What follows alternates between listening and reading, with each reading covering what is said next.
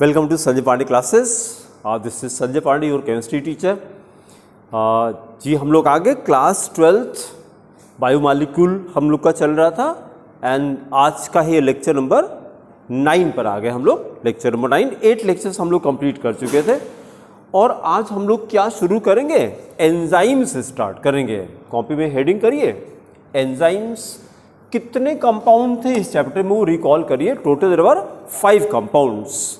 Carbohydrate, protein, nucleic acid सबसे बाद में आएगा। उसी ऑर्डर में करते हैं, जिस ऑर्डर में हम लोग को पढ़ना है उसी ऑर्डर में हम लोग बात करेंगे। देखिए जरा, निकाल लेते हैं, पहले फाइल खोल लेते हैं बायोमॉलिक्यूल। सबसे बड़ा कौन सा कंपाउंड है? कार्बोहाइड्रेट। कार्बोहाइड्रेट तो हम लोगों ने कार्बोहाइड्रेट का लिया, प्रोटीन का लिया। अब हम लोग एंजाइम, विटामिन्स और न्यूक्लिक एसिड तीनों बहुत छोटे छोटे हैं, ठीक है। तो एंजाइम हेडिंग करिए। और पहले तो हम लोग अगर जिसको कुछ नहीं पता है, स्पेशली जैसा जो मैथ्स वाला बच्चा है, उसके लिए एंजाइम वो क्या सोचता होगा कि एंजाइम क्या होता है? हाँ, एंजाइम है। हाँ, उसको लगता है कि इससे हमसे क्या मतलब है, ये तो बायो वालों का है। भैया बायो वालों का नहीं, ये केमिस्ट्री में आ गया है। I also have been a maths student. मैंने भी बीएससी मैथ से किया था। तो जब फर्स्ट टाइम पढ़ाना था 12th में, क्योंकि आपसे फीस ले चुके हैं, तो बच्चे क्या मतलब है, आप केमिस्ट्री टीचर आप पढ़ाइए। तो फिर पढ़ना पड़ा। और फिर अब इतना फेवरेट हो गया कि मतलब कई बच्चों को लगे ये तो बायो के टीचर हैं। हाँ, अगर हम जब अभी स्टार्ट करें तो लगे बायो के टीचर हैं। और अब इस समय वही पढ़ाई कर रहे हैं अलग से। बीएससी हमने बताया था ह्यूमन न्यूट्रिशन से कर रहे हैं, ठीक है। आज सेकेंड ईयर का फॉर्म मैंने फिल भी किया, फर्स्ट ईयर कंप्लीट हो गया, आज ही फॉर्म फिल किया, सेकेंड ईयर का फॉर्म फिल किया आज। तो ये देखिए एंजाइम्स को पहली बात तो देखिए, जिसको कुछ नहीं पता है उसको भी कैटलिस्ट वर्ड तो पता होगा कि कैटलिस्ट किसको कहते हैं। किस क्लास के बच्चे को कैटलिस्ट पता लग जाता है? 6th क्लास के बच्चे को कैटलिस्ट ये पता है कि भाई कैटलिस्ट कोई ऐसी चीज होती है जो रेट ऑफ रिएक्शन को बढ़ा देती है। आगे पता चलता बढ़ा भी देती है, घटा भी देती है, लेकिन ज्यादातर केसेस में बढ़ा देती है। तो यहां पे हम इसके लिए टर्म यूज करेंगे, ये क्या लिखा है? बायोकैटलिस्ट। Enzymes are biocatalyst. तो लगा कैटलिस्ट, अच्छा तो क्या करेगा, क्या बढ़ाएगा? हाँ, खाली डाइजेशन नहीं, जितने मेटाबॉलिक प्रोसेसेस हैं। भाई आप देखिए, अगर एंजाइम ना हो, प्रोटीन टूटेगा ही नहीं। हाँ,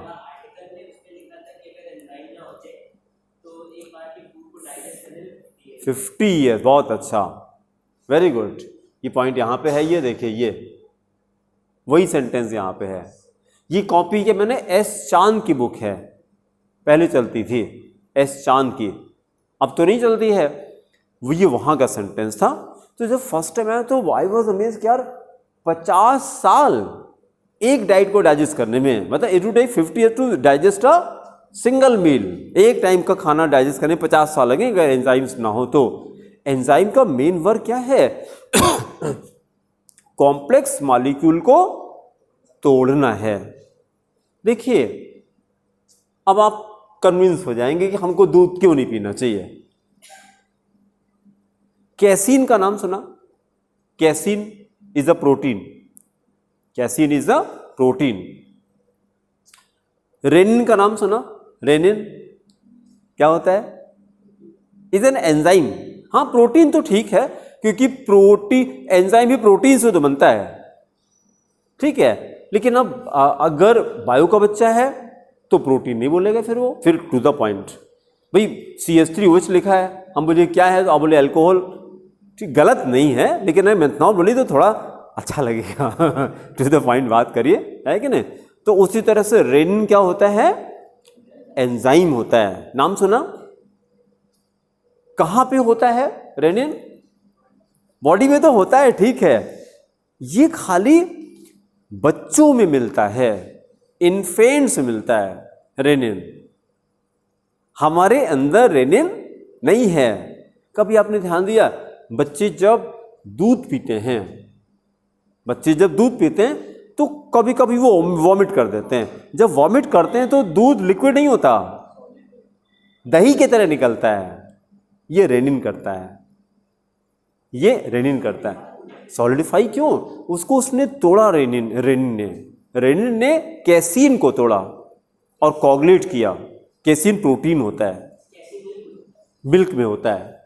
अब दिक्कत क्या है कि कैसीन का स्ट्रक्चर इंसुलिन की तरह होता है। कैसीन का स्ट्रक्चर इंसुलिन की तरह होता है। अच्छा, बॉडी को जरा भी लगा कि मेरे काम का नहीं है, तुरंत वो क्या करेगा? मारेगा उसको, वॉमिट करेगा, लूज मोशन करेगा। लूज मोशन अच्छी बात है, बुरी बात है? बहुत अच्छी बात है, क्योंकि ये बॉडी का डिफेंस सिस्टम है। वो तुरंत वॉमिट कर देगा। कभी आप देखें, खाते समय एक चावल गले में फंस जाए, देखे, या एक बूंद पानी यहाँ ट्रैके में फंस जाए, देखे, खांसते खांसते हालत खराब हो जाती है, लगता है जान निकल जाएगी। क्योंकि बॉडी जानती है कि अगर ये पानी लंग्स में चला गया तो दिक्कत हो जाएगी। फिर तो खांस करके, छोटे बच्चे होते हैं, कंचा जानते हैं, कंचा गोली मुंह में रखे रहते हैं, वो सरक गया यहाँ पे, बाप रे बाप, जान निकल जाएगी। बच्चे क्वाइंस मुंह में रख लेते हैं, अंदर सरक गया, गले में फंस जाता, और फिर जो खांसी आती है, ये उसी की माया है भैया। नहीं निकलता, नहीं निकल जाता है, वो जोर से वो खांसेगा उसके बाद। फिर जैसे जब हमारा लड़का बहुत छोटा था, 5 रुपीज़ का कॉइन ऐसे चला गया अंदर, और वाइफ चिल्लाई हमारे, और मैं पढ़ रहा था, मैं दौड़ के गया, उसकी आंख एकदम पलट गई, एकदम फंसा हुआ गले में। अब क्या करें? फिर मैं पूरा हाथ उसके मुंह में डाला, खूब जोर से, खूब जोर से।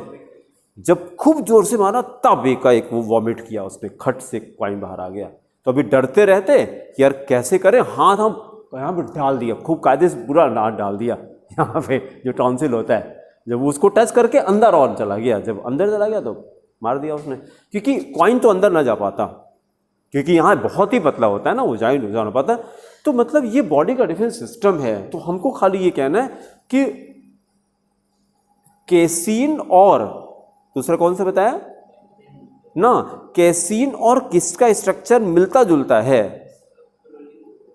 इंसुलिन का। तो आप देखिए जरा, क्योंकि कैसीन हमारी बॉडी डाइजेस्ट नहीं कर पाती। क्यों नहीं कर पाती?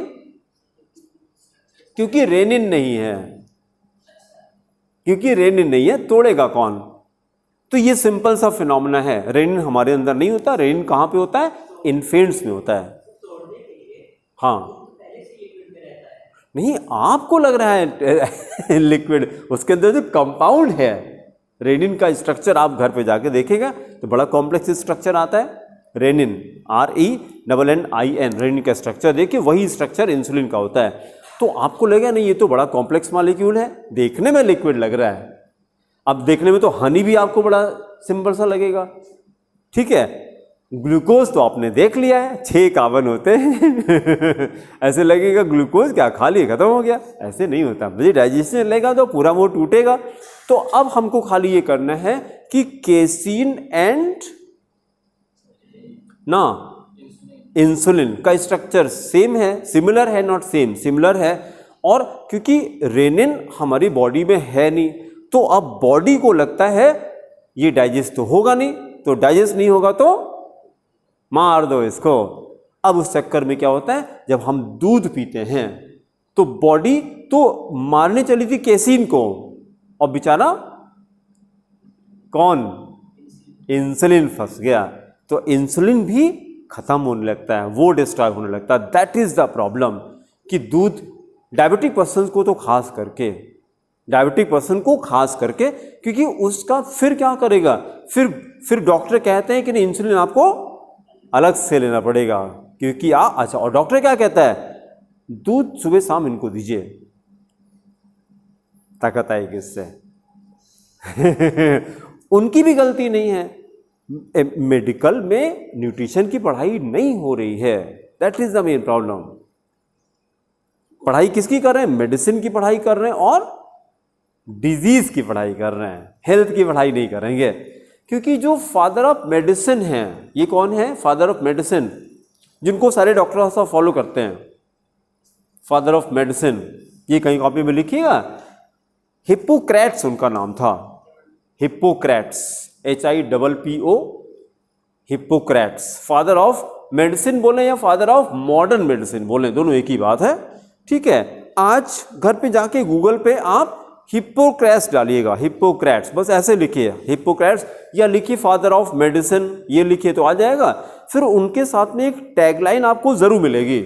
उनकी टैगलाइन है लेट दाई फूड, दाई मतलब God, let thy food be thy medicine. हाँ हाँ, नहीं, let not let God be your medicine, let God's food be your medicine, let thy food be thy medicine. तो उन्होंने क्या किया, वो डॉक्टर थे, हिप्पोक्रेट्स डॉक्टर थे, और इनके पास जितने पेशेंट आए वो सारे क्योर होकर के गए। एक भी पेशेंट ऐसा नहीं था जो बीमार होके गया हो। आज की डेट में कोई मेडिसिन बता दी कि इस मेडिसिन से ये डिजीज एकदम ठीक हो जाती है, ऐसा है। डायबिटीज है, मेडिसिन देकर के क्या करते हैं, और बढ़ाते हैं, बहुत अच्छा, और बढ़ाते हैं उसको। ऐसा लगता है कि लोगों को कि डॉक्टर साहब ने हमारी डायबिटीज को कंट्रोल कर दिया। नहीं, कंट्रोल नहीं किया है, आपको खाली मीटर की, आपका ग्लूकोज ब्लड से कम हुआ है तो बॉडी के अंदर ना, ये सोच के देखिए। अब आपने कहा शुगर, आप शुगर थी आपकी, तो आपने दवा दे करके शुगर की लेवल को कम किया, कहां से? ब्लड से कम किया। और ब्लड टेस्ट करते हैं आप, ब्लड में अगर रिपोर्ट सही आ रही है तो मतलब ये ठीक है इनका, लेकिन वो शुगर गया कहां है? तो बॉडी के अंदर आपके ब्लड से निकला है, लेकिन बॉडी के अंदर तो है, किसी ऑर्गन में आपने जमा करके रखा हुआ है, वो ऑर्गन डैमेज करेगा फिर लॉन्ग टर्म चल करके। ठीक है, और डायबिटीज के 3 मेजर कॉन्सिक्वेंसेस क्या? Retina, heart and kidney. Retina, heart and kidney. Diabetes ज्यादा चांसेस अगर डॉक्टर के साथ लगे रहे तो एंड होगा डायलिसिस से। उसकी बात खूब अच्छे से माने, आप डॉक्टर को प्यार करिए तो एंड में डायलिसिस पे आएंगे। उसके बाद फिर अगली स्टेज किसकी आएगी? ट्रांसप्लांट की, क्योंकि डायलिसिस भी अब काम नहीं कर रही है। नेफ्रॉन्स होते हैं उसके अंदर, किडनी में नेफ्रॉन्स होते हैं, धीरे धीरे करके वो खत्म होने लगते हैं जब डायलिसिस करना शुरू करते हैं तो डायलिसिस करना शुरू करते हैं, वो फिर वीक होना शुरू होती है। जब वो एक स्टेज आती है तो कहते हैं नई किडनी लगाइए। अब उसके बाद भाई kidney it is a very costly affair, तो अब स्टेज वही आती है, या तो पेशेंट खत्म हो जाएगा या पेशेंट का पैसा खत्म हो जाएगा, दो में से एक काम होगा या पेशेंट खत्म हो जाए, पेशेंट का पैसा खत्म हो जाएगा। ठीक है, चलिए, हमने आपको ये कन्विंस करने की कोशिश किया कि एंजाइम्स क्या होते हैं? बायो कैटलिस्ट होते हैं, बायो कैटलिस्ट। और एंजाइम अगर ना हो तो हमारा डाइजेशन नहीं हो सकता है, नहीं हो सकता। 50 साल में डाइजेस्ट भी करके क्या कर लेंगे आप? इतने दिन तक वेट करेंगे कि 50 साल में एक खाना डाइजेस्ट हो गया तो एक ही खाना खाएंगे बस 50 साल में? तो इसका मतलब कि ये पॉसिबल नहीं है। और देखिए जरा, जो एंजाइम्स होते हैं ये ग्लोबुलर प्रोटीन्स हैं। लास्ट टाइम पे हम लोगों ने क्या था, ग्लोबुलर प्रोटीन्स। ग्लोबुलर प्रोटीन्स को आपको रिकॉल करना पड़ेगा कि ग्लोबुलर प्रोटीन्स का टेम्परेचर एंड पीएच से कोई रिलेशन है क्या? टेम्परेचर एंड पीएच वैल्यू से कोई रिलेशन, क्या रिलेशन?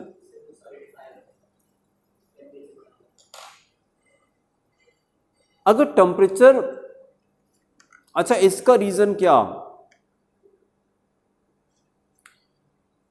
एक क्वेश्चन सॉल्व करिए आप कि ये कैटलिस्ट है, रेट ऑफ रिएक्शन को बढ़ाया था उसने, और अगर टेम्परेचर को बढ़ा दे तो रेट ऑफ रिएक्शन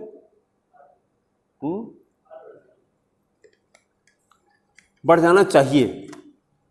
लेकिन जो बायो कैटलिस्ट होता है उसकी कैटालिटिक प्रॉपर्टी कम हो जाती है, कैटालिटिक प्रॉपर्टी कम हो जाती है, फिर एक स्टेज बाद डिस्ट्रॉय हो जाती है। क्या रीजन है आपको फीवर में भूख नहीं लगती? फीवर में खाना डाइजेस्ट नहीं होता, क्यों? क्योंकि एंजाइम बेचारे मर जाते हैं जब टेम्परेचर बढ़ा देते हैं। फिर दूसरी इंफॉर्मेशन, आप जब ज़्यादा एसिडिक चीज़ें या कोई मेडिसिन खाते हैं तो बॉडी एसिडिक होगी।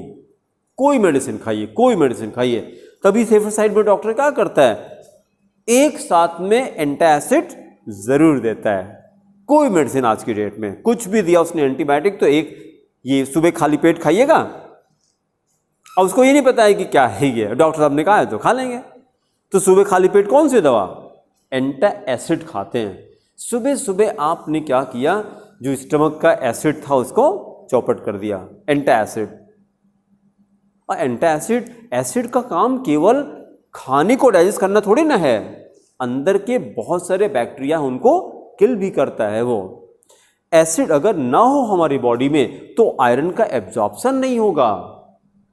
लोगों को लगता है HCl खाली डाइजेशन में काम आता है कि 1.2 pH होना चाहिए। हाँ आता है, लेकिन उसके अलावा भी तो कई काम हैं। अगर आयरन का एब्जॉर्प्शन नहीं हो रहा है तो हीमोग्लोबिन कैसे बढ़िया रहेगा आपका? आयरन एब्जॉर्ब नहीं हो रहा है। आयरन के एब्जॉर्प्शन के लिए बॉडी में क्या चाहिए? एसिड चाहिए। इसीलिए कहा जाता है कि खाते समय एक नींबू जरूर खाइए, खाते समय एक नींबू। सिट्रस फ्रूट जरूर खाइए, रोज खाइए सिट्रस फ्रूट। क्या करेंगे? आयरन का एब्जॉर्प्शन बढ़ा देते हैं, आयरन का एब्जॉर्प्शन बढ़ा देते हैं। और जो लोग चाय कॉफी को पीते हैं उसमें पॉलीफिनॉल्स होते हैं, चाय कॉफी में पॉलीफिनॉल्स होते हैं, वो आयरन के एब्जॉर्प्शन को 30% डिक्रीज कर देते हैं। हाँ, अब लेडीज को तो और ज़्यादा समस्या होगी फिर तो, भाई उनके पीरियड्स आते हैं, वो बायोलॉजिकल फिनोमेना है, ठीक है, ब्लड लॉस होता है। अब आयरन, और उनको आयरन की ज़्यादा ज़रूरत होती है, और प्लस ऊपर से आप चाय कॉफ़ी भी मार रहे हैं, सिगरेट भी पी रहे हैं, सबसे क्या हो रहा है? क्या कम हो रहा है? एसिड, विटामिन सी कम हो जा रहा है। सिगरेट से कहते हैं, एक सिगरेट से 25 mg विटामिन सी डिस्ट्रॉय होता है, 25 mg मिलीग्राम। एक सिगरेट पीने से 25 mg, और ये मैं नहीं कह रहा, देखिए ये कौन कहता, हम लिखते हैं, कौन कह रहा है ये? ना ना ना, आईसीएमआर तो डोजेज बताता है, वो आरडीए देता है।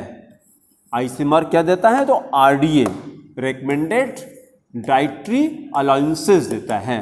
आरडीए बताता है कि रोज आपके बॉडी में विटामिन सी 60 mg जाना चाहिए। ये विटामिन सी का आरडीए है, ये विटामिन सी का आरडीए है।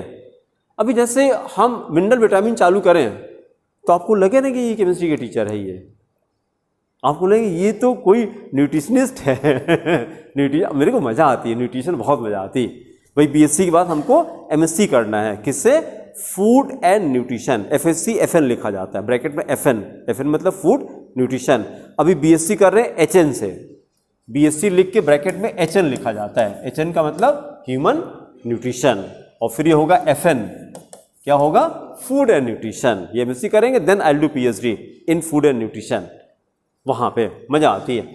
नाम कह के डॉक्टर लगेगा, लेकिन वो वाले डॉक्टर नहीं हैं एंटीबायोटिक वाले। हाँ, अब ये न्यू वाले डॉक्टर हैं। ये क्या करेंगे? ये विटामिन सी आपको देंगे। हाँ, नहीं ज़्यादा विटामिन तो ट्रेसेस में ही बॉडी में रिक्वायर्ड होते हैं। ज़्यादा करने पे, ज़्यादा का मतलब बहुत ज़्यादा से होता है, वो बहुत ज़्यादा हो ही नहीं पाएगा। क्या आप एक बार में 5 नींबू खा सकते हैं? बात खत्म हो गई। कहाँ से ज़्यादा होगा? एक ज़्यादा खा ही नहीं पाएंगे, इतना खट्टा होता है, एक ज़्यादा खा ही नहीं पाएंगे। बहुत ज़्यादा आधा खाते हैं, वो ज़्यादा खा ही नहीं पाएंगे, बहुत दांत खट्टा हो जाता है। 5 तो एक्सेस होगा कैसे, ये तो बताइए। भाई आप मौसम्बी का जूस पीने जा रहे हैं तो क्या 5 गिलास पी लेंगे? कितना पिएंगे? बहुत 2 पिएंगे, और क्या, इससे ज़्यादा तो नहीं पी पाएंगे, पेट ही भर जाता है उसके बाद से, ज़्यादा हो ही नहीं सकता। हाँ, ज़्यादा होता है तो उसके ड्रॉबैक्स हैं, ठीक है, ज़्यादा भी नहीं होना चाहिए। तो विटामिन सी का आरडीए कितना? 60 mg, और सिगरेट पीने से कितना कम हुआ? मतलब अगर आपने 2 सिगरेट पी ली, कोटा पूरा गया नहीं, बल्कि जो था वो भी खत्म हो गया, 50 mg खत्म हो गया। और जो लोग सिगरेट पीते हैं कम से कम कितनी पीते हैं? 1 डब्बा पीते हैं, करेक्ट। उसमें कितना होता है? एक 10 का पैक आता है, 20 का पैक आता है। एक 10 का पैक आता है, एक 20 का भी पैक आता है। 20 वाले बहुत मिल जाएंगे आपको। एक दिन में 20 सिगरेट पी रहे हैं। माइनस क्या, मतलब बहुत ज्यादा माइनस में जाएगा, उनको अंदाजा ही नहीं है। और ये डेटा किसने बताया?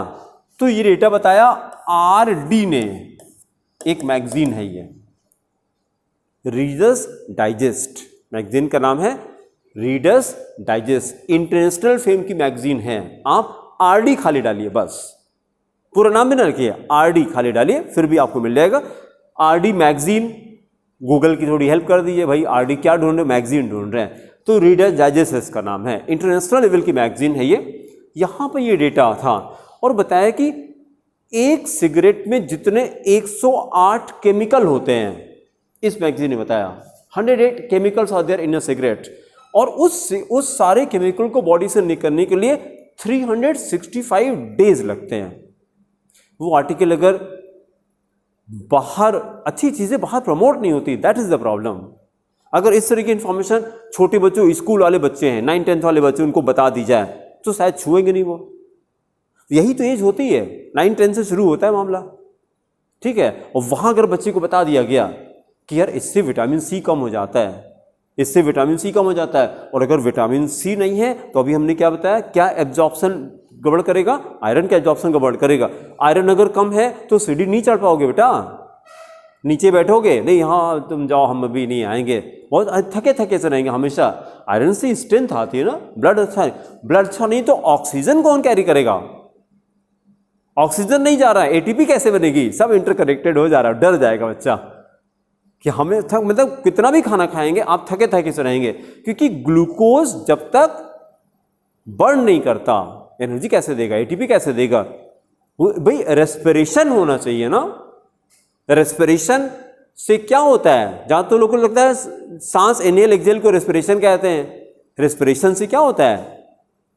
एटीपी प्रोड्यूस होती है, रेस्पिरेशन से एटीपी, उसी से तो रेस्पिरेशन से जब ऑक्सीजन बॉडी में जाती है तो ग्लूकोज बर्न होता है, बर्न होता तब एनर्जी प्रोड्यूस करती है। तो सारा इंटरकनेक्टेड हो गया। आपने सोचा ही नहीं था कि विटामिन सी का क्या काम है, कितना इंपॉर्टेंट वाइटल विटामिन सी है। डायरेक्ट अगर कम हो गया, विच डिजीज कॉज, ये तो रटना पड़ेगा आपको, vitamin C which disease is caused? Scurvy, नाम सुना? Scurvy, scurvy is caused. Scurvy में क्या होता है, क्या पहचान? यस, हाँ, बोन्स वीक वाला क्या था? वो रिकेट्स था। वो विच विटामिन इट वॉज, अभी सब नोट करेंगे हम लोग, which vitamin it was? Vitamin D था, वो विटामिन डी था। विटामिन सी से स्कर्वी हो जाती है। स्कर्वी क्या? एप्पल खाया और देखा कि अरे एप्पल में ब्लड आ गया हमारे दांत से, और डर जाता है बेचारे, ये ब्लड कहां से आ गया, गम से ब्लड आ रहा है, तो यहां से गम्स उसके वीक हो जाते हैं। एंड प्लस व्हाट अबाउट, कैसे इम्यूनिटी पे क्या फर्क पड़ेगा? कम हो जाती है। जब कोरोना चल रहा था तो विटामिन सी के सप्लीमेंट्स मिल ही नहीं रहे थे मार्केट में, विटामिन सी के सप्लीमेंट ही नहीं मिल रहे थे। और best source of vitamin C is what? Amla, best, इससे बढ़िया सोर्स तो हो ही नहीं सकता, बेस्ट, ठीक है, best source of vitamin C. ऐसे देखिए 100 ग्राम आंवले के अंदर, 100 ग्राम आंवले के अंदर 600 mg विटामिन सी मिलेगी आपको, 600। और देखिए 100 ग्राम ऑफ ऑरेंज ले लीजिए, 100 ग्राम ऑरेंज ले लीजिए, तो वहां पे 20 mg विटामिन सी मिल रही है। कितना गुना हो गया? How many times? वो 600 था। आंवले में 100 ग्राम आंवला खाइए तो 600 mg विटामिन सी मिल जाएगी आपको, और उसकी जगह आपने ऑरेंज खाया ऑरेंज भी सिट्रस फ्रूट होता है, वहां विटामिन सी मिलेगा। Yes, 30 times more vitamin C in amla. एक आंवला खाइए, देखिए क्या होता है फिर। यही तो बात है ना, यही तो बात है। अच्छी चीजें सब खत्म होती जा रही है। प्रतापगढ़ में तो आंवले की बेल्ट है पूरी। हाँ हाँ, पार्क में चला गया। नहीं, एक आंवला डेली अगर बॉडी में जाता है, iron is there, vitamin C is there, fibre is there. कितने लोगों को कॉन्स्टिपेशन की प्रॉब्लम होती है, खत्म हो जाएगी। एक आंवला खाली रोज खाइए, कुछ नहीं करना।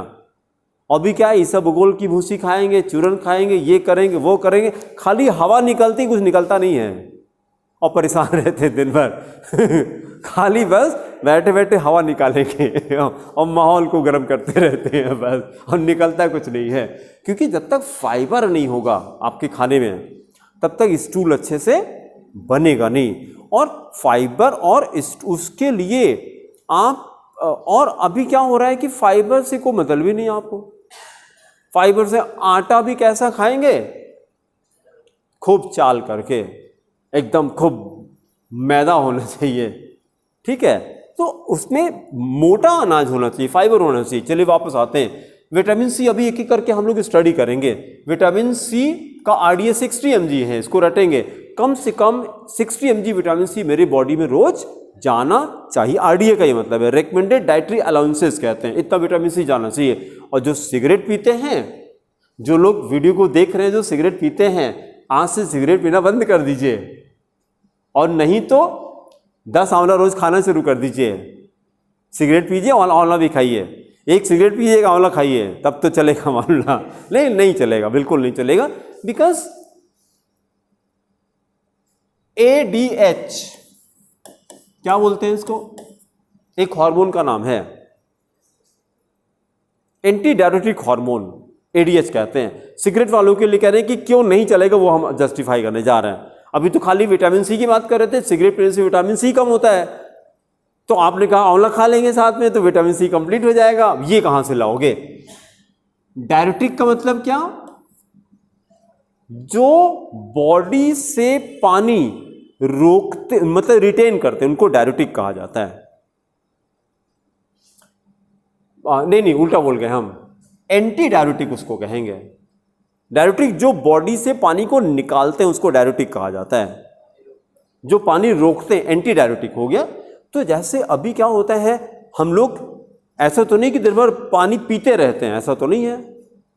तो फिर जब पानी नहीं पीते तब पानी कहां से आता है?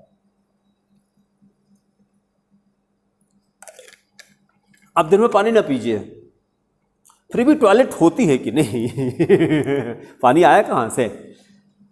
फिर टॉयलेट क्यों हो रही है? फिर पानी तो पिया नहीं आपने, पानी सेल्स के अंदर था। 70% 60% तो पानी होता है बॉडी में आपके ना, तो सेल्स के अंदर था, वो पानी वहां से लिया और किडनी ने इसको रिसाइकिल किया। किडनी ने रिसाइकिल किया, रिसाइकिल करके, क्योंकि पानी को फिर वो ब्लड में भेज देगा, किडनी ही काम करती है, फिर से ब्लड में भेजी और वो ब्लड जाके टहल रही है, जितने टॉक्सिन्स वहां डिजोल्व किए उसने, डिजोल्व करके फिर टॉक्सिन्स को निकाला बॉडी से, फिर बाहर निकाला। तो पानी is a very good solvent, बिना उसके तो काम बनेगा नहीं। और इसीलिए बॉडी क्या करती है, पानी होल्ड करके रखती है। कैसे? ADH की हेल्प से। पिट्यूटरी से सेक्रीट होता है ADH, और ये पानी को होल्ड करके रखता है ADH। लेकिन जो लोग, खूब ध्यान सुनिएगा, सिगरेट पीते हैं, जो लोग दारू खूब पीते हैं, alcohol and cigarette both are anti diuretic, both are diuretic. उल्टा हो जाएगा ना, एंटी का मतलब जो रोकता है, बोथ आर डायरेटिक। तो ये क्या करेंगे, ये बॉडी से पानी को निकालते हैं। कौन कौन? सिगरेट और एल्कोहल। जितने भी एल्कोहल वाले हैं, जो एल्कोहल डेली पीते हैं, उनको क्या कहते हैं? उनको एल्कोहलिक्स कहते हैं।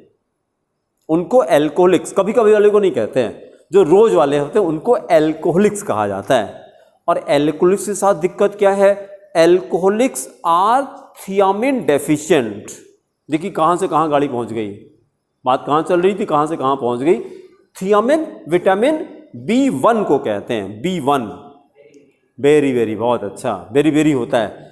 तो मतलब अल्कोहल पीजिए और गिफ्ट में आप क्या लेंगे, beri beri disease. Beri beri में क्या होता है, आई कांट। बेरी बेरी का मतलब होता है आई कांट, मेरे चला नहीं जाता, I can't, I Chinese term है वो बेरी बेरी। तो उसका मतलब होता है इंग्लिश में आई कांट। थोड़ी दूर चलेंगे थक जाएंगे। क्यों थक जा रहे हैं, क्योंकि ये विटामिन है जो कार्बोहाइड्रेट को मेटाबोलाइज करता है, एनर्जी में कन्वर्ट करता है। एनर्जी मिल रही है आपको। तो आप कहाँ से बात शुरू हुई थी, आप पी रहे हैं अल्कोहल, किसके लिए, मस्ती के लिए, और मिल क्या रहा है, थकान, चल ही नहीं पा रहे बाद में कुछ दिन के बाद, क्योंकि बेरी बेरी हो गया आपको। ठीक है, फिर से बोलिए। नहीं, डीएच होगा वो। एडीएच तो अच्छी चीज है, ये तो रोकेगा पानी को, ये तो गॉड ने हमको बना के दिया एडीएच। और हमने क्या किया, एडीएच को डिस्ट्रॉय किया। कैसे, सिगरेट और शराब पी करके। पानी निकाला मैंने बॉडी से, जबरदस्ती निकाला हमने पानी।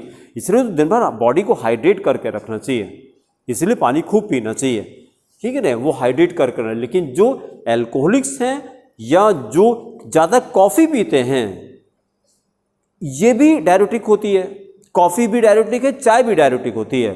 तो ये चार चीज़ें, सब भाई बहन हैं, चाय, कॉफ़ी, सिगरेट, शराब, ये चारों क्या हैं, डायरेटिक होते हैं। ये डायरेटिक होते हैं, ये बॉडी से आपके पानी निकाल देंगे।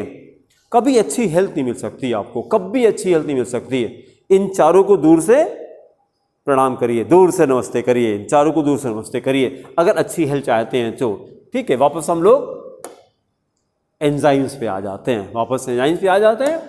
तो एंजाइम को एक लाइन में बोलेंगे तो दे आर बायो कैटलिस्ट। और बायो कैटलिस्ट का काम क्या होगा, मेटाबॉलिज्म को फास्ट करना, रिएक्शंस को फास्ट करना, जितना हमारा प्रोसेस बॉडी में चल रहा है।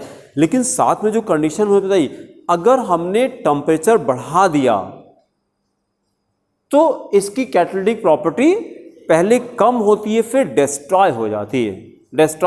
एग्जाम्पल, फीवर में हमको भूख नहीं लगती है, इसलिए खाना डाइजेस्ट नहीं होता है। ठीक है, एक तो टेम्परेचर, हाई टेम्परेचर नहीं होना चाहिए, और पीएच रेंज भी 6 to 8 के बीच में होना चाहिए, ना ज़्यादा कम होना चाहिए, ना ज़्यादा होना चाहिए।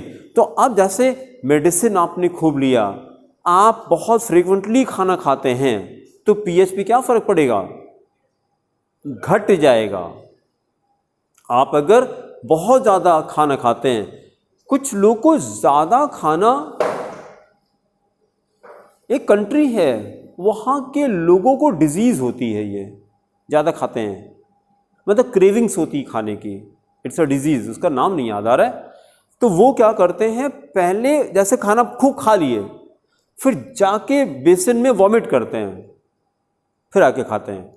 इट्स अ डिजीज़, क्रेविंग्स होती खाने की, इतना टेस्टी, मतलब टेस्ट के चक्कर में खाना निकालेंगे वॉमिट करके, ऐसे फिंगर करके, इसको वमन कहते हैं योगा में, ऐसे फिंगर करके मॉर्निंग में किया जाता है, इट्स अ क्लिनजिंग प्रोसेस, वमन कहते हैं इसको। तो ये वमन मतलब वॉमिटिंग करना, वो निकाल के फिर जाके खाते हैं। तो दुनिया तो बहुत विचित्र है यार, जब हाँ, अब आदत हो जाए, एडिक्शन। जैसे देखिए, कैफीन जो होती है ये एडिक्टिव होती है, कोल्ड ड्रिंक पीने की जो आदत पड़ती है वो कैफीन से पड़ती है। चाय, कॉफ़ी, ये सारा क्या है, एडिक्टिव है। लेकिन ह्यूमन माइंड तो इतना पावरफुल है कि आप जब जो चाहें कर सकते हैं। भाई 2021 2 जुलाई से हमने चाय पीना बंद किया, 2 साल हो गया। हाँ, 4-5 कप पीते थे दिन भर में। जब हमको डायबिटीज़ रिवर्सल की पढ़ाई कर रहे थे, तो उसमें जो उन्होंने हमको क्योंकि क्लास में बताया, दूध बंद करना है, एनिमल प्रोडक्ट बंद करना है, पैक चीज़ें बंद करना है, प्रोसेस चीज़ें बंद करनी है, सब बंद, जो उन्होंने कहा मैंने स्ट्रिक्टली फॉलो किया। हाँ, रिजल्ट आया 1 महीने में। फिर then I started treating diabetes, thyroid, BP, cholesterol. कि तो लोग को बिलीव ही नहीं होगा कि ये थायराइड भी। कल में एक लड़की को 12th में आती है उसमें बायो वाले, उसमें तो उसको मैंने बताया कि थायराइड हम 3 महीने में ठीक करते हैं। सर थायराइड ठीक हो सकता है, ये बिलीव ही नहीं कि थायराइड ठीक भी हो सकता है, क्योंकि मम्मी उसकी बहुत दिन से दवा खा रही थी। अब मैंने कहा I will take maximum 3 months, और नहीं होगा तो हमें ठीक कर दीजिएगा आप, हम कहीं जाएंगे नहीं, यहीं रहेंगे, ठीक है। 5,000 पर मंथ हम चार्ज करते हैं, मैक्सिमम 15,000 मैक्सिमम। अगर आप चाहें तो 5,000 में काम बन जाएगा आपका। कैसे? पहले महीने मेरी पूरी बात मान लीजिए। तो मैं उससे कहा कि मेरा नंबर नोट कर लो, 9415614156, ये मम्मी को दे देना, ठीक है। लेकिन अभी क्या है, ट्रस्ट किस पे होता है? डॉक्टर पे होता है, जो धीरे धीरे आपकी पैसा भी लेता है, जान भी लेता है। क्या जो चल रहा है, मेडिकल इंडस्ट्री चल रही, कुछ नहीं। तो एंजाइम का वर्क समझ में आया? एंजाइम कैटलिस्ट की तरह से होता है। अच्छा, ये मिलेगा कहां से? अपने पॉइंट पर आते हैं। हाँ, प्रोटीन तो ठीक है, और प्रैक्टिकल बात करिए, और प्रैक्टिकल बात किए जाए, जो रॉ फूड होता है वहां से एंजाइम्स मिलते हैं। जो रॉ फूड होते हैं उसके अंदर एंजाइम्स होते हैं, ठीक है। तो और आप अगर रॉ फूड नहीं खा रहे हैं, रॉ फूड नहीं खा रहे हैं, तो इसीलिए खाना, जब सैलेड खूब खा लीजिए तो खाना बहुत जल्दी डाइजेस्ट हो जाता है आपका। वो एंजाइम करते हैं, एंजाइम करते हैं। वो एंजाइम अगर नहीं है तो प्रोटीन को तोड़ेगा कौन? और प्रोटीन न टूटे, एमिनो एसिड में अपने आप तो नहीं कन्वर्ट हो जाएगा, तो उसके लिए इसी की जरूरत पड़ती है, ठीक है। डेफिनेशन स्टार्ट करिए। एंजाइम्स में बी डिफाइंड एज, एंजाइम्स में be defined as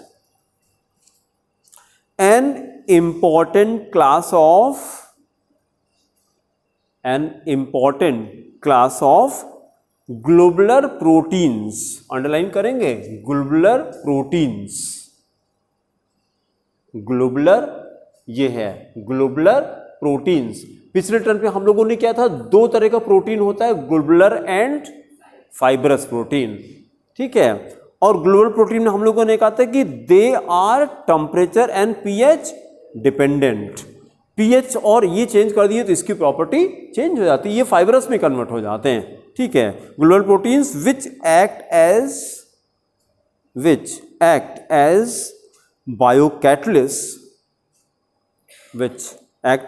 biocatalyst in living systems. Biocatalyst in living systems. फिर ये वाला पॉइंट कॉपी में लिखिए और सबको बताइए, लिखिए नोट, विदाउट एंजाइम्स।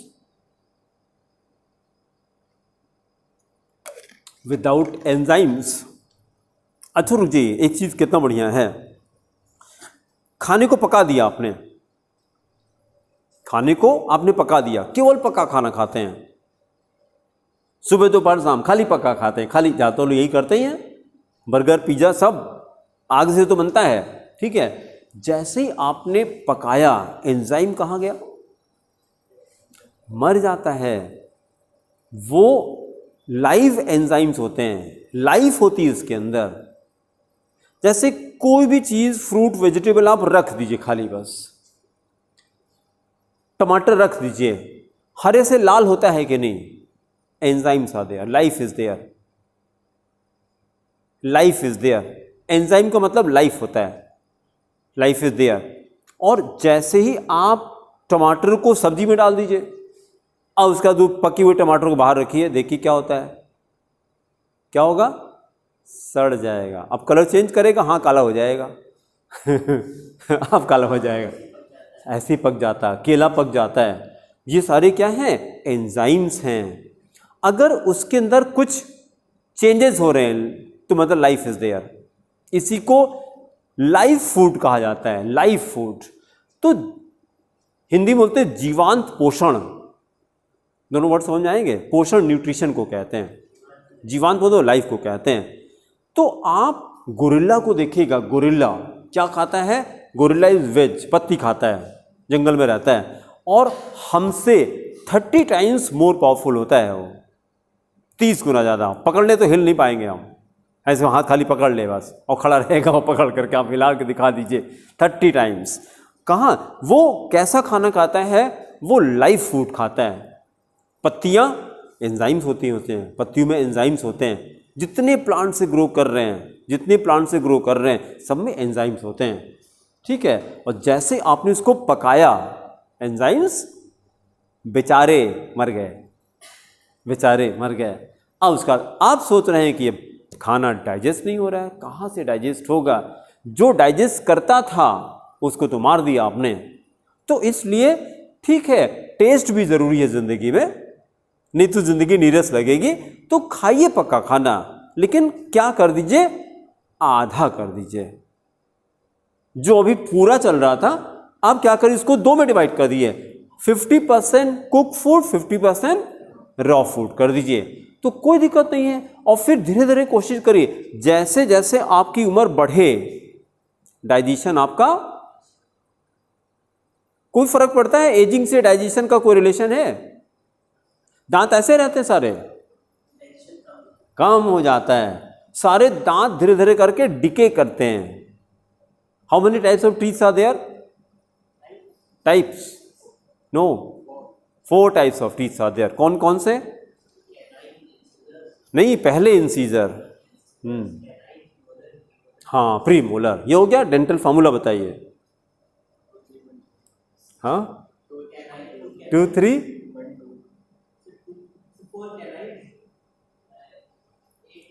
नहीं, डेंटल फॉर्मूला बताना है।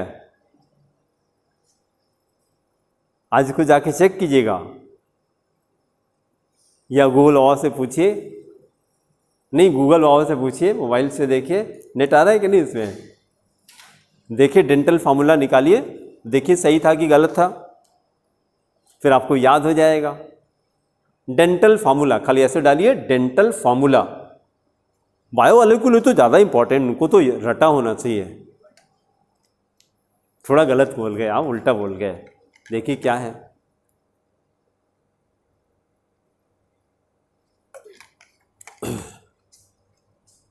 Dental formula.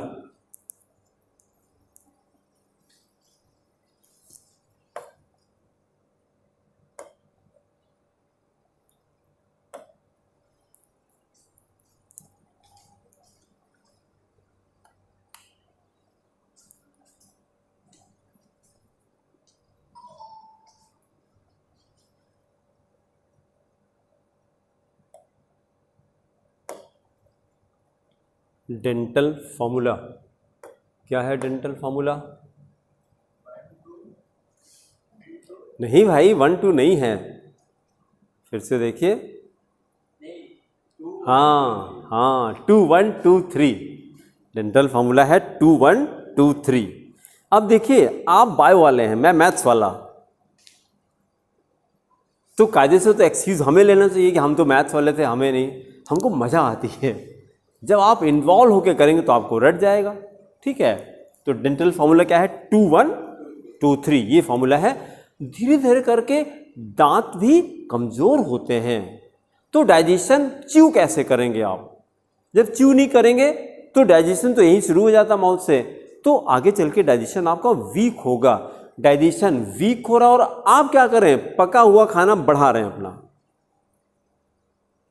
उल्टा चल रहा है मामला। तो कैसे होगा? खाना डाइजेस्ट नहीं होगा तो फिर करेंगे क्या फिर इसके बाद, है कि नहीं? चलिए, तो वही नेट खोलना चाह रहे थे, तो अब तो ज़रूरत नहीं है। ये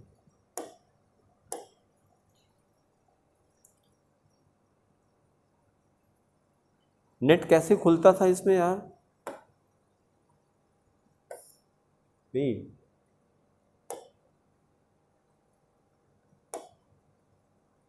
ये अच्छा यहाँ से आता था, ये वेब सर्च ना,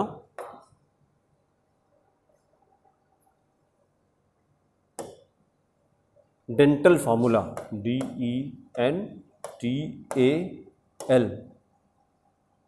DENTAL, dental formula of human, dental formula of human. इसमें अगर इमेज में तो हाँ, ये आया डेंटल फार्मूला,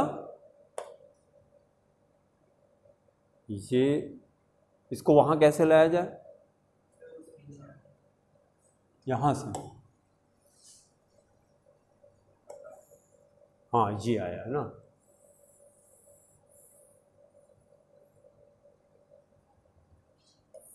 चलिए पूरा ले लीजिए, ये आया 2123।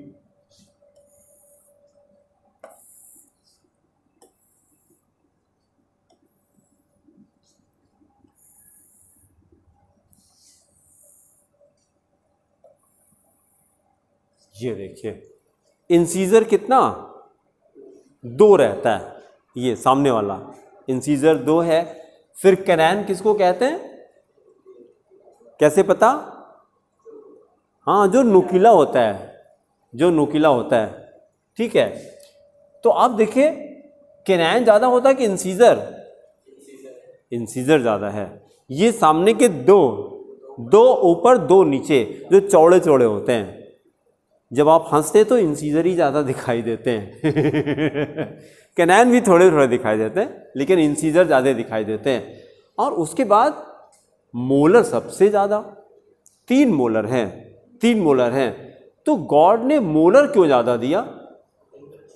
च्यू होता है, बहुत अच्छा, वहीं पे च्यू होता है, वहीं से आप कुछ भी चीज़ चबाते हैं तो वहीं जाता है, ठीक है। और फिर धीरे धीरे ये कम होता है, जब कम होता तो डाइजेशन आपको और वीक हो जाएगा, है कि नहीं। चलिए वापस आते हैं, ये ऐसे नहीं हटेगा, इसको डिलीट करना पड़ेगा।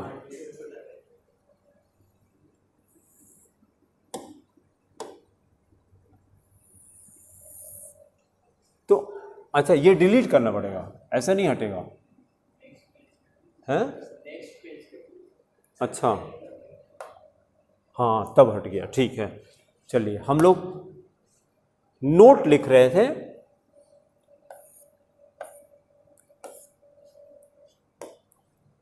वो वाला फाइल हट गया, पीडीएफ वाला, हाँ बायोमॉलिक्यूल, ये तो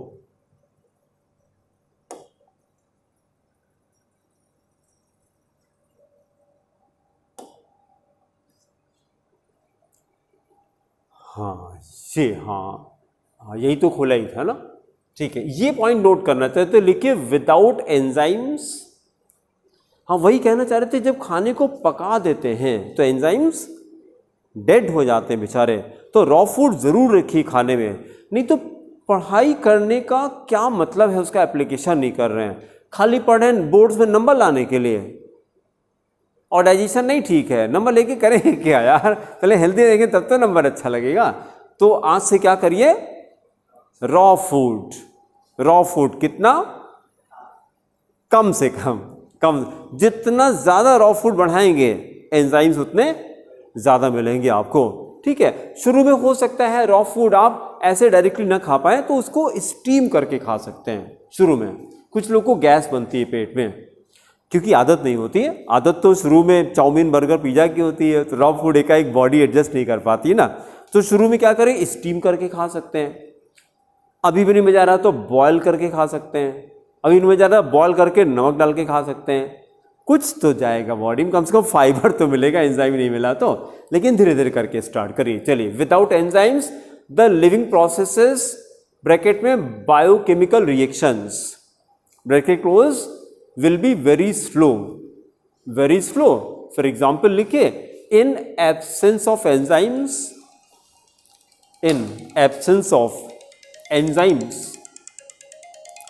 in our digestive tract, in our digestive tract, it would take 50 years,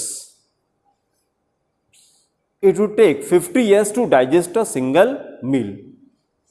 फिर अगली हेड करिए properties, properties of enzymes, properties of enzymes. There are 4 important properties, right? Number 1, specific से word arrive किया specificity, specific से derive किया specificity, specificity।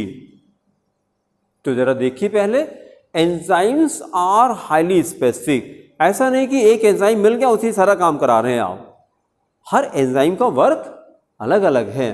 भाई अभी जैसे हम लोगों ने किया, रेनिन क्या करता है, किसको, केसीन को तोड़ता है, केसीन को तोड़ता है। फिर अगर जैसे हम लोगों ने किया लैक्टेज, जितने एंजाइम है लास्ट में एज लिखा रहता है, ASE, एज, लैक्टेज, लैक्टोज को तोड़ता है, लैक्टोज को तोड़ता है, ठीक है। यूरेज, यूरेज यूरिया को तोड़ता है। ज्यादातर एंजाइम के नाम उसी से रिलेटेड होते हैं। माल्टेज, माल्टोज को तोड़ता है, वो आप रिलेट कर लेंगे, ठीक है। ये किया तो नंबर 1 लिखे specificity, then write the explanation.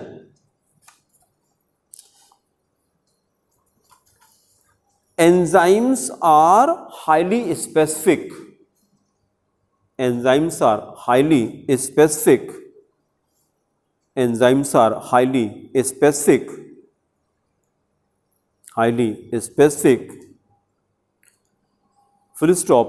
Each enzyme catalyzes, each enzyme catalyzes only a specific type of reaction, catalyzes only a specific type of reaction, specific type of reaction. Then example, enzyme urease, enzyme urease hydrolyzes urea, hydrolyzes urea into ammonia and CO2,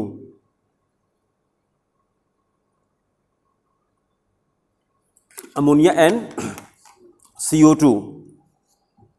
देखिए इसी enzyme की वजह से हमारे urine से smell आती है। Urine में यूरिया होता है कि नहीं, वहीं से तो यूरिया बॉडी डिराइव किया, यूरिन से डिराइव किया। तो जो यूरिनल से स्मेल आती है वो किस गैस की होती है, अमोनिया की स्मेल होती है। बहुत ही पंजेंट स्मेल होती है कि नहीं। मैं जैसे पब्लिक जो टॉयलेट्स होते हैं गंदे रहते हैं, जहाँ पर आप डोर खोलते हैं फिर वापस आते हैं कि हमको टॉयलेट करनी नहीं है, इतना स्मेल करता है वहाँ पे। आप डोर खोला फिर धड़ से बंद किया आपने, it is because of ammonia. It is ammonia आई कहाँ से, तो यूरेज एटमॉस्फेयर में होता है, यूरेज एटमॉस्फेयर में होता है। और जहाँ उसको यूरिया मिला, पानी मिला, हाइड्रोलाइज कर दिया उसने, अमोनिया और CO2 में कन्वर्ट हो गया। ठीक है, अगला करिए number 2, catalytic efficiency. Second property catalytic efficiency, catalytic efficiency. Now stop writing. देखिए कैटलिस्ट की डेफिनेशन में आता है, catalyst are although often used in smaller proportions. ये कैटलिस्ट की डेफिनेशन में आता है। क्या कहा मैंने, catalyst are often used in smaller proportions but they catalyse they alter the rate of reaction, they greatly alter the rate of reaction. Amount कितना, बहुत कम, बहुत ट्रेसेस में, बहुत ट्रेसेस में। बट अच्छा, किसी रिएक्शन में कैटलिस्ट आप ज़्यादा डाल दीजिए तो ऐसा नहीं कि रेट ऑफ रिएक्शन और फास्ट हो जाएगा। मियर स्मॉल क्वांटिटी सफिशिएंट, ज़्यादा डालते हैं तो it is wastage of catalyst, तो ज़्यादा डालने से कोई फ़र्क नहीं है। इसीलिए करते हैं कि एंजाइम बहुत थोड़े से रिक्वायर्ड होते हैं, थोड़ा भी अगर आपने किया तो अपने आप वो रिएक्शन को बढ़ा देता है। तो यहाँ पे क्या, कैटालिटिक एफिशिएंसी की थोड़ा भी अगर एंजाइम है तो रिएक्शन बहुत फास्ट हो जाता है, million times rate of reaction बढ़ जाता है। नोट करिए, enzymes are highly efficient, enzymes are highly efficient catalyst, enzymes are highly efficient catalysts, highly efficient catalysts, full stop. They speed up reactions, they speed up reactions up to 10 million times, up to 10 million times, up to 10 million times as compared to the uncatalyzed reactions, uncatalyzed reactions, full stop. फिर third property करिए, small quantity heading करिए, small quantity, stop writing. जब आप दही जमाते हैं, मान लिया आपको 5 किलो दूध है भगोने में और उसको जमाना है, कितना दही लगता होगा जमाने के लिए? उसको जामन कहते हैं ना, ये सुना है, वर्ड सुना है जामन।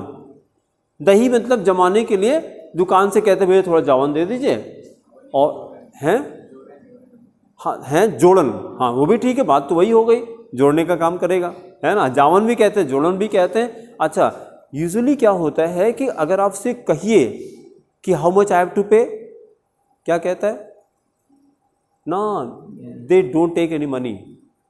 यूजुअली मैंने कहा, यूजुअली कुछ तो उसी का 20 रुपये ले लेते हैं, लेकिन जामन का पैसा लोग नहीं लेते हैं, कोई दुकानदार नहीं लेता है। कोई दुकानदार क्यों नहीं लेता है?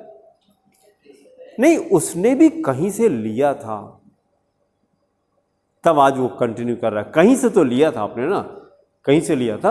और वो एंजाइम्स आदमी बना सकता है क्या? नहीं बना सकता, वो गॉड बनाता है। तो गॉड की चीज़ को आप बेच कैसे सकते हैं? और वो तो प्राइसलेस है यार, प्राइसलेस है। और प्रॉपर्टी पूरी चेंज हो जाती है। कितने लोगों का पेट खराब रहता है तो दूध नहीं ले सकते, लेकिन दही चावल लीजिए, मज़ा आ जाती, खाने में कितना मज़ा आता है। दही लस्सी पीजिए, हाँ हैं पहली बार। तो वो तो वही क्वेश्चन है कि पहले मुर्गी आया पहले अंडा आया। अब ये तो बड़ा मुश्किल है। वही जैसे ये कहा जाता है कि सबसे पहले कौन पैदा हुआ था, तो पहले तो कोई रहा होगा ना, तभी तो रिप्रोड्यूस हुए हम। तो कौन था वो भी कहीं से आया होगा, वो भी कहीं से आया होगा, वो भी कहीं से आया होगा, पहले कौन आया? ये बड़ा मुश्किल है बताना।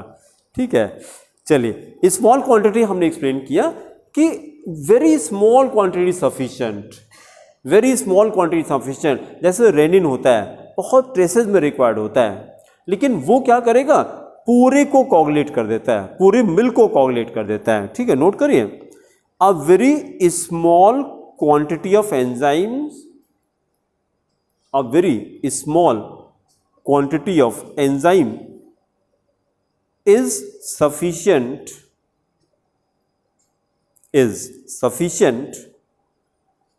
to catalyze a reaction, catalyze a reaction. Then write example.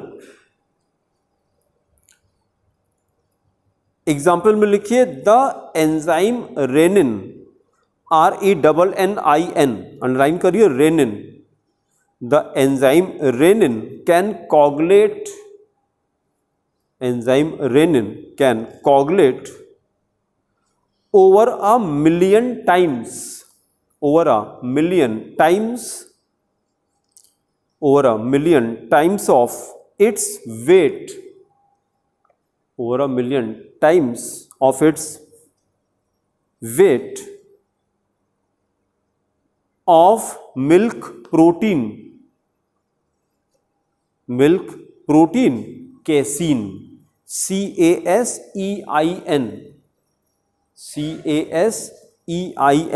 casein, full stop. This is because the enzyme molecules, this is because the enzyme molecules get regenerated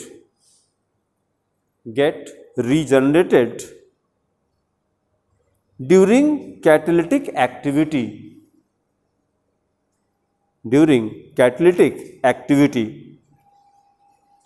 फिर fourth property very important, optimum temperature and pH, very important, optimum temperature and pH. Now stop writing. Body का temperature बताइए, yes, no, इसको रट लीजिए।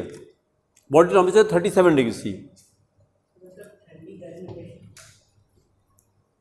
Body इसीलिए तो ठंडक में आपको ज़्यादा भूख लगती है, बॉडी अपना टेम्परेचर मेंटेन करके रखती है, बॉडी टेम्परेचर मेंटेन करके रखती है।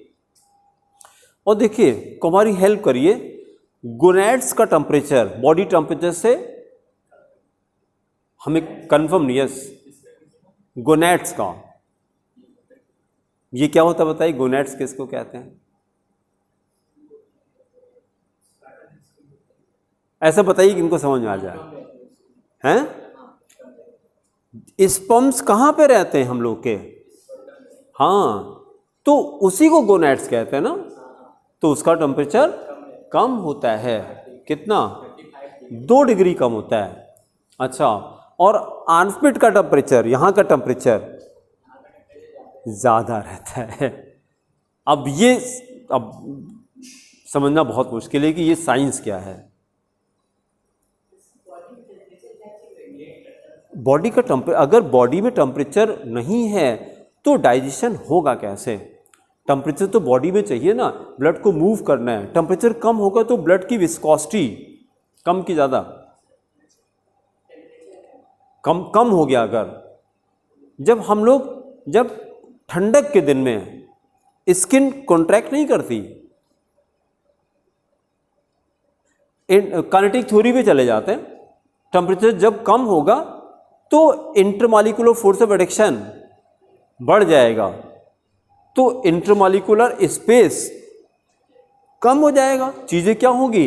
कॉन्ट्रैक्ट होंगी, स्किन आपकी खिंची की चीज़ रहेगी, रिएक्शन तेज नहीं होगा। तो टेम्परेचर बॉडी मेंटेन करके रखती है। इसीलिए कहते हैं कोल्ड ड्रिंक नहीं पीना चाहिए। कोल्ड ड्रिंक का टेम्परेचर कितना? 8 to 10 डिग्री। आपने पी लिया, मजा किसने लिया? नहीं, आप में कौन? आपके माइंड ने मजा लिया, आपके मन ने मजा लिया। और झेला कौन? जितने ऑर्गन यहां बेचारे हैं वो सारे झेल जाते हैं। क्योंकि अब क्या होता है, अब बॉडी अपनी एनर्जी टेम्परेचर को मेंटेन करने में लगा रही है। 37 था, उठा के आपने 28 कर दिया, भाई 10 डिग्री कम कर दिया उठा करके आपने टेम्परेचर, तो 37 से उठा करके 27 पर आ गया। 10 डिग्री एक धाड़ से नीचे आ गया। और बॉडी क्या करती है? बॉडी तो अपना मेंटेन, क्योंकि ऑर्गन अच्छे से काम नहीं करेंगे तो फिर वो आपको और ज़्यादा भूख लगेगी, फिर और ज़्यादा खाएंगे और HCl प्रोड्यूस करेगी जिसकी ज़रूरत नहीं थी। तो ये सब प्रॉब्लम है। तो कोल्ड ड्रिंक पीना बंद कर दी, उसकी जगह पे क्या पीजिए? गन्ने का जूस पीजिए, न्यूट्रिशन मिलेगा। ठीक है, तो ऑप्टिमम टेम्परेचर भी होना चाहिए और पीएच रेंज क्या होना चाहिए? 6 to 8 के बीच में, क्योंकि देखिए अगर आप टेम्परेचर बढ़ाते हैं तो catalytic property of biocatalyst enzymes destroy कर जाती है। पहले कम होती फिर डिके कर जाती है, तो इसलिए ज़्यादा टेम्परेचर नहीं होना चाहिए। नोट करिए, the optimum temperature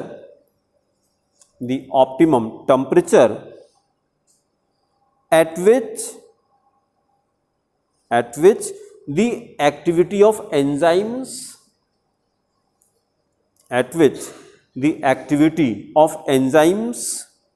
is maximum. Activity of enzymes is maximum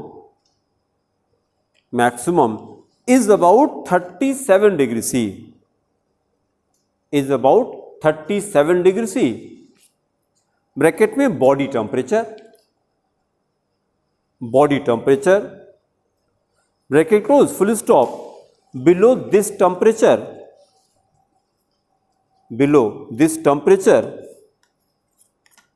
the reactions are slow.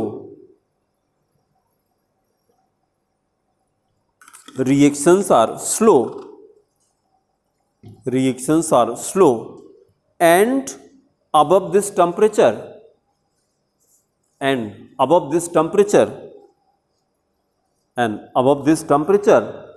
enzymes get denatured.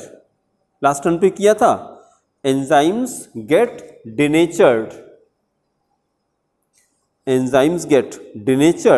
and lose their activity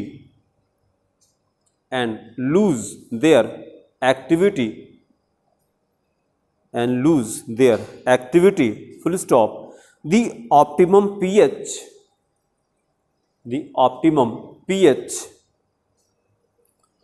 for most of the enzymes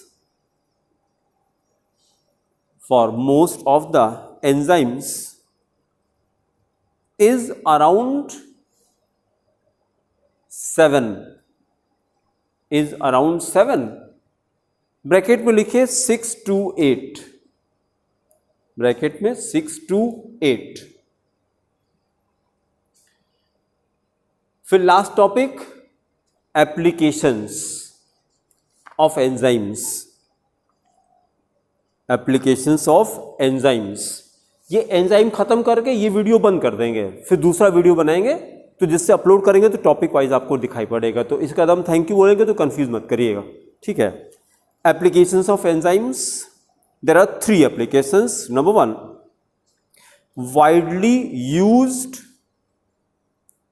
widely used in the manufacture of beer and wine.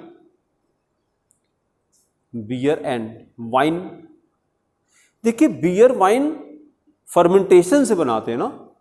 Fermentation किसकी help से? Yes, हाँ ठीक है, enzymes होते हैं और उसी का तो टॉपिक चल रहा है. तो बिना एंजाइम के तो ये तो बन ही नहीं सकता है अल्कोहल, ठीक है. जाइमेज होता है, सही कहा आपने, जाइमेज है. और सुक्रोज के लिए इन्वर्टेज और zymase glucose and fructose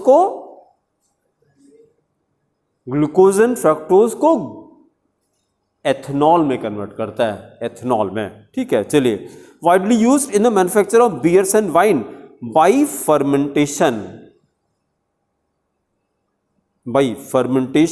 of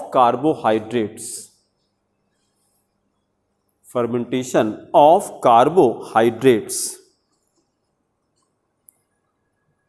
Then second use लिखिए, in food industry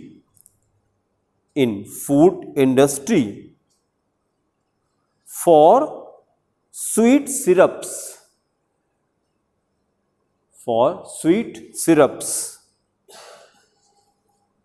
And then one more, number 3,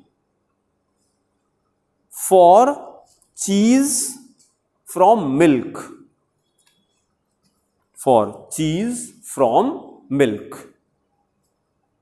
ठीक है, तो ये हम लोगों ने एंजाइम आज कंप्लीट कर लिया. अब अगले टॉपिक हम लोग स्टार्ट करेंगे अगले वीडियो में. Which topic? विटामिन से स्टार्ट करेंगे, ठीक है. Thank you.